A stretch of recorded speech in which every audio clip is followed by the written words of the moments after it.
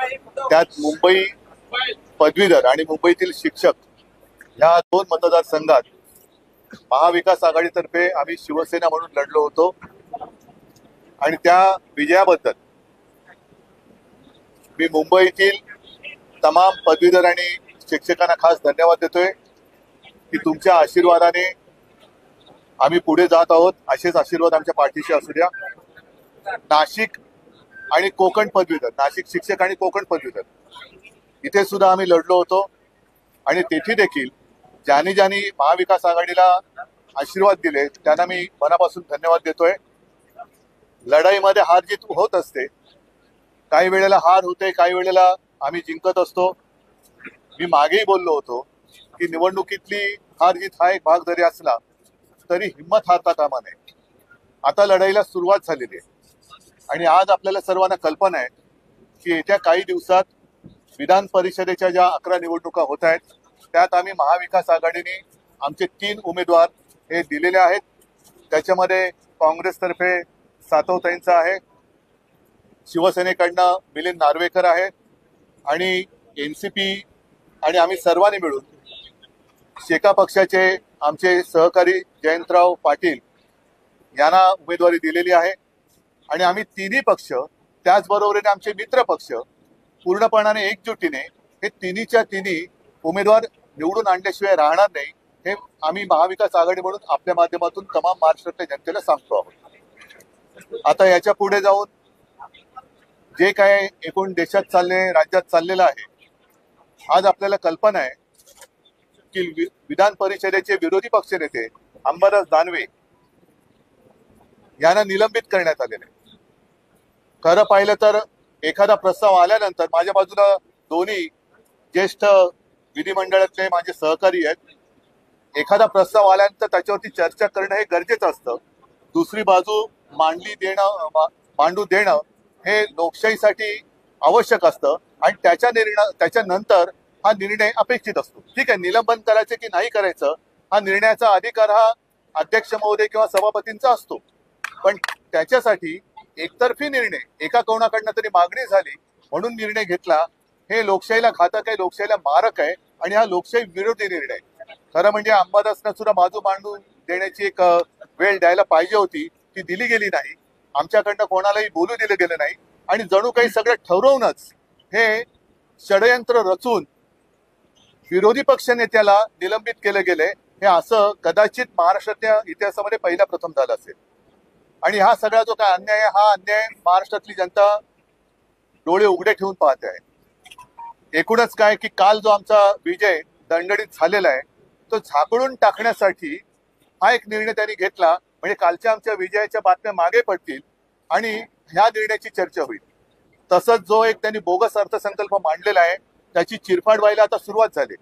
लोकांना सुद्धा कळले, जनतेला सुद्धा कळले की धूळफेक आहे, निवडणुकीच्या तोंडावरती हे दाखवलं गेलेलं गाजर आहे. आणि त्याची चिरफाड करायला आम्ही सुरुवात केल्यानंतर, अनेक तज्ज्ञांनी सुरुवात केल्यानंतर कुठेतरी चर्चेला वेगळ्या वळणावरती न्यायचं आणि मूळ मुद्दा बाजूला टाकावा, मूळ मुद्दा बाजूला पडावा म्हणूनच आकसाने विरोधी पक्ष नेत्यांचं निलंबन केलं गेलेलं आहे. याचा आम्ही निषेध तर करतोच, पण संपूर्ण जनतेने हे पाहावं की तुमचा आवाज मांडताना, तुमचा आवाज आम्ही उठवत असताना विरोधी पक्ष नेत्याला निलंबित केलं जाते तर मग सामान्य जनतेची काय कथा. तर असं एकूणच हे वातावरण फार विचित्र आहे. या निमित्ताने मी परत एकदा सांगतो की येणारी विधान परिषदेची निवडणूक आम्ही तिन्ही मित्र पक्ष आमच्या सोबतच्या मित्र पक्षांसह ताकदीने लढवू आणि आमच्या तिघांचेही उमेदवार महाविकास आघाडी म्हणून लढवले ते तिन्ही उमेदवार आम्ही जिंकून आणू.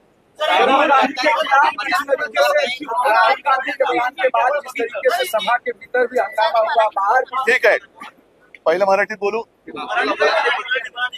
काल मग जर असं जर बघायला गेलं तर काल एकूण जो ठराव विधान परिषदेत आणू इच्छित होते तो ठरावच मुळात चुकीचा होता. कारण आमच्या विरोधी पक्ष नेत्याने आपल्या काय त्यांनी प्रश्न विचारला की तो जो काही ठराव आणू इच्छित आहे त्याचा या सभागृहाशी संबंध काय.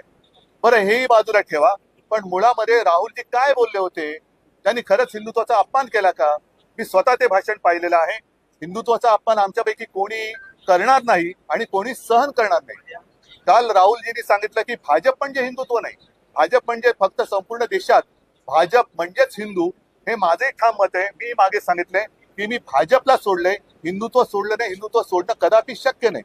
आणि त्या अपुऱ्या माहितीच्या आधारावरती तुम्ही राहुलजींच्या निषेधाचा ठराव करू इच्छित होता. मग माझं म्हणणं असं आहे की पुढचा ठराव आपण आणला पाहिजे. एक तर राहुलजींनी हिंदुत्वाचा अपमान केला नाही, भाजप म्हणजे हिंदुत्व नाहीये त्यांनी ठासून सांगितलं, पण अपुऱ्या माहितीनिशी हे सभागृहात तो ठराव आणू इच्छित होते.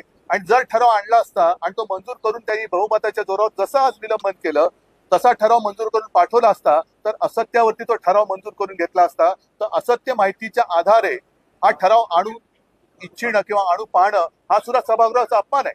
त्याच्यामुळे मग त्या सदस्याला सुद्धा तुम्ही निलंबित करणार आहात का?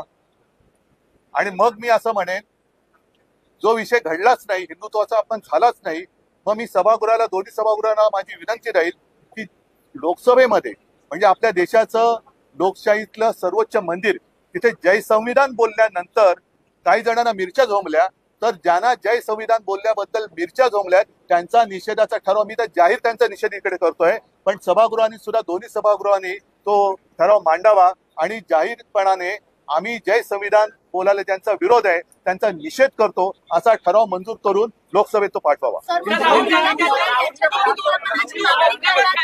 हिंदू आक्रामक है जब वो कहते हैं तो आपको लगता है क्या जब राहुल गांधी कहते हैं कि हिंदू आक्रामक है तो जिस तरह के हिंदुत्व की व्याख्या वो लोकसभा में कहते हैं आप उससे नहीं, आप पहले मुझे बताइए कि क्या गलत कहा, क्या गलत कहा उन्होंने, कहाँ अपमान किया? एक तो वो तो बार बार दिखाना चाहते थे शिवजी की प्रतिमा, वो दिखाने के लिए पाबंदी लगाई गई. क्या यही हिंदुत्व है? जय श्री राम के नारे हम भी देते हैं तो वो चलते हैं, प्रधानमंत्री जी खुलेआम प्रचार सभा में जय श्री राम कहते हैं, लेकिन संसद में अगर बीजेपी के अलावा कोई कहे तो क्या वो अपराध है? संविधान को लेकर के जिस तरीके से उन्होंने कहा जय संविधान और उधर से घोषणाबाजी हुई, फिर महाराष्ट्र में विधान परिषद के भीतर जो हंगामा हुआ, इस दोनों को कैसे कनेक्ट किया? नहीं, मैंने सारी बातें कही है कि ये सारी अगर मगर की बातें हैं. अगर आपको ऐसा लगता है कि कल राहुल जी ने हिंदुत्व का अपमान किया है तो मैं नहीं मानता, क्योंकि उन्होंने साफ स्पष्ट शब्दों में कहा जो बात मैं कहते आया हूं कि भाजपा यानी हिंदुत्व नहीं है. हम भी हिंदू हैं और हम में से कोई भी हिंदुत्व का अपमान करेंगे नहीं और हिंदुत्व का अपमान सहेंगे भी नहीं. और उसमें राहुल जी भी आते हैं जो अपमान करेंगे भी नहीं और सहेंगे भी नहीं. आज जो एक फेक नैरेटिव उन्हीं का शब्द है जो फैलाया जा रहा है कि बीजेपी मतलब ही हिंदुत्व नहीं, हमारा हिंदुत्व पवित्र है, हमारा हिंदुत्व बीजेपी तो उसके आसपास भी नहीं आ सकती. हिंदुत्व तो उन्होंने एक नकाब बनाया है लोगों को उल्लू बनाने के लिए. तो मैं तो यही कहता हूं कि जैसे उन्होंने कल एक कोशिश की गलत जानकारी के आधार पर विधान परिषद में वो एक ठराव लाना चाहते थे कि हिंदुत्व का अपमान हुआ, तो हिंदुत्व का अपमान हुआ नहीं, लेकिन आधी अधूरी जो जानकारी है उस आधार पर वो एक प्रस्ताव लाना चाहते थे, वो भी सभागृह की एक दिशाभूल करने के अपमान है. और साथ ही मैं यही कहता हूं कि लोकसभा में कुछ लोगों ने अपने शपथ के समय जय संविधान का नारा दिया तो उनको रोका गया या उसके ऊपर आपत्ति जताई गई. तो जय संविधान कहना कब से गुनाह हो गया, और इसलिए मैं तो खुलेआम उसका निषेध तो कर ही रहा हूं. मेरी विनती है दोनों जो हमारे सभागृह है कि आप भी जो कुछ वहां हुआ जय संविधान कहने पर आपत्ति जताई उनका निषेध करने का प्रस्ताव लाए और वो मंजूर कर लोकसभा में भेजे.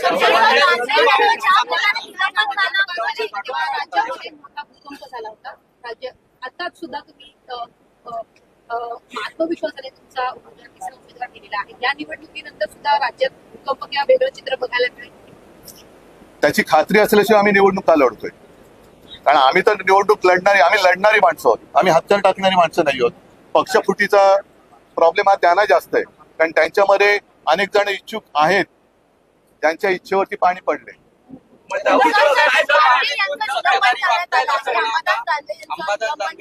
या पद्धतीनं 5 दिवसाचं निलंबन झालं, सत्ताधारी सूडभावनेतून वागतात आणि सत्ताधारी विरोधकांवर भारी पडतात.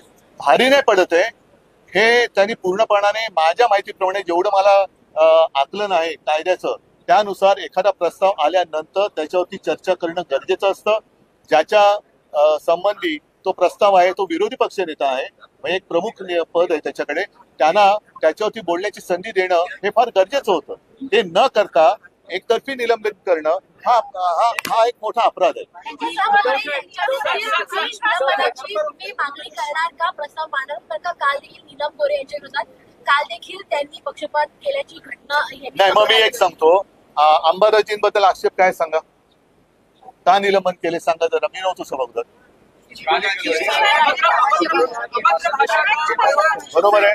त्याच्याबद्दल मी पक्षप्रमुख म्हणून मी महाराष्ट्रातल्या माता भगिनींची माफी मागायला तयार आहे आणि मागतो, कारण आम्हाला त्यांच्याबद्दल आदर आहेच. मग लोकसभा प्रचाराच्या दरम्यान सुधीर मुनगंटीवाराने त्यांच्या म्हणजे मोदीजींच्या सभेत, कदाचित मोदीजी व्यासपीठावर नसतील, पण बहीण भावाच्या नात्याबद्दल जे अभद्र वक्तव्य केलं होतं त्याच्याबद्दल कोण माफी मागणार आहे? त्यांच्याच मध्ये बसलेले ते सत्तार, त्यांनी सुप्रिया सुळेंना कॅमेरा समोर शिवी दिली होती. हा माता भगिनींचा अपमान नाही? ज्याच्यावरती एका महिलेवरती विचित्र एक प्रसंग ओढवला, ज्याला आम्ही मंत्रिमंडळातून काढून टाकला होता, त्यांना तुम्ही मंत्रिमंडळात स्थान दिलंय, हा महिलांचा अपमान नाही? मग जर मी माफी मागतोय, माता भगिनींचा अपमान जर झाला असेल तर मी माफी मागतो, पण तसा त्यांनी अपमान त्यांनी तर केलाय, सभागृहात केला म्हणून आपण, आणि जाहीरपणाने बोललं तर अपमान नाही, हे कुठलं गणित आहे? पण त्यानं सुद्धा निलंबित करणार का? मुनगंटीवारना तर जनतेने तिकडनं निलंबित केलंच आहे, विधानसभेत पण ते करतील, पण तुम्ही आतमध्ये काय करणार आहात? राहुल गांधी लोकसभा से निकाल दिया गया है। राहुल गांधी के कल के भाषण को लोकसभा से निकाला गया है पूरा। क्या बात कही? क्या बात कही? उन्होंने जो कहा था कि हिंदू जो है आक्रामक है। नहीं, ऐसी बात कही नहीं थी उन्होंने, और उन्होंने यही कहने की कोशिश की थी या कही थी बात कि हिंदुत्व का मतलब दूसरे धर्म का अपमान करना नहीं है। जो मेरे पिताजी कहते थे, जो मेरे दादाजी कहते थे कि हम हिंदू तो है, हमें भाजपा हिंदुत्व ना सिखाए, नहीं तो भाजपा की पूरी कुंडली जो है, जन्म कुंडली, वो उनको पहले पढ़ाई करनी चाहिए। कहाँ से शुरू हुई उनकी बात, जनसंघ की स्थापना कैसी हुई, इसके पहले क्या थी, वो सारी बातें निकल ली। बीजेपी के निमित्त से एक वादा सेट कर, नैरेटिव सेट करने की कोशिश कर रही है कि जो महिलाओं का अपमान जो है सभागृह में किया गया। जो बात मैंने कही कि खुलेआम गाली गलौज करने वाले लोग आज भी आपके कैबिनेट में है, तो वो कैसे चलते आपको? ये मेरा हिंदुत्व नहीं है। अगर कल मैं सभागृह में नहीं था, कल अगर गलती से या कुछ भी अंबादास जी ने कुछ गलत कहा होगा महिलाओं के बारे में, तो उसके लिए मैं माफी मागता हूँ। लेकिन सामने से म्हणजे शिवसेना भवनवरती चाल करून येणारी माणसं, हे बोलणारी भाषा करणारी माणसं जर तुमच्याकडे बोट टाकून अपमान करत, काय संबंध आहे? तुम्ही सभापतींकडे मागणी करा। त्या सगळ्या प्रकरणामध्ये अंबादास काय जबाबदार आहे? तुम्ही सभापतींकडे सांगायला पाहिजे होतं। आप कुछ भी करे तो प्रजातंत्र है, और हम कुछ भी करे तो अपराध है, ये बात नहीं चली। ठीक है, चला। तीन उमेदवार दिले आहे, संख्याबळ तसं पुरेसं नाहीये, जुळवाजुळव कशी होणार, मला सोडून दिलेले प्रेम दाखवणार ते या सगळ्या गोष्टी निकाल लागल्यानंतर तुम्हाला कळेल।